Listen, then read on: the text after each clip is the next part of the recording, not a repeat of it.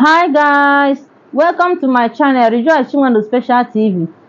Still on Igbo Proverbs. Ọkwanụ na inu Igbo ahụ ka nọkwa ugbu a. Dịka anyị kwuru n'oge mbụ si na inu bụkwanụ mmanụ ndị Igbo ji eri okwu. Ọ eziokwu.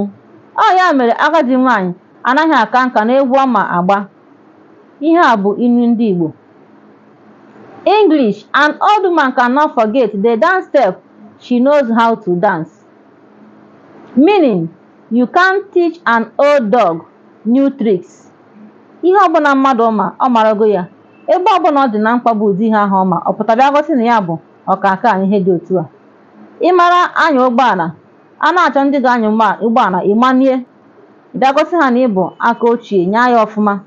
Ee ka anyị na-ekwu.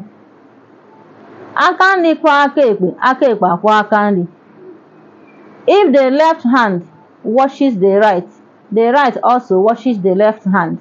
Yes, that means if you scratch my back, I scratch yours. Imere m emere gị. Ihe niile bụkwa n'ilu ndị Igbo. Akụ na-esi obi ike. Ọ eziokwu. Ụfọdụ mmadụ ugbu a na-atụkwanụ ya n'aha na-asị na ha bụ akụ na-esi obi ike. Ọ nkwana ihe kara ha obi ha ji zawa akụ na-esi obi ike. Maka ọbụrụ onye ọbụla ga-aza akụ na-esi obi ike. A heavy purse makes the heart light. In English, a heavy purse makes the heart light. Yes. With money comes confidence. The meaning. With money comes confidence. Ijide ego, ihe ọbụla ị chọrọ ime ya na-atụfughị mgbe.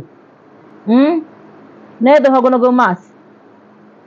Mana iji ha ego bịa kọwa ndị mmadụ ka o si ghara gị. Mana nsogbu adịghị. Ọ dịghị mma taa, ọ ga-adịkwa n'echi. Ka anyị gaa n'ihu. Otu osisi adịghị eme oke ọhịa. Otu osisi adịghị eme oke ọhịa. A tree does not make a forest. In English, a tree does not make a forest. Yes, no one is an island. Speak out when you need help. That is the meaning. No one is an island. Speak up when you need help.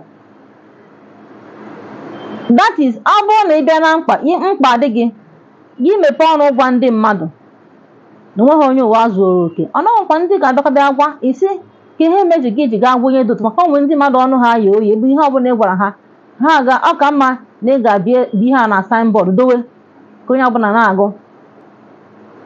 Mana ndị dị otu a dịkwanụ mma.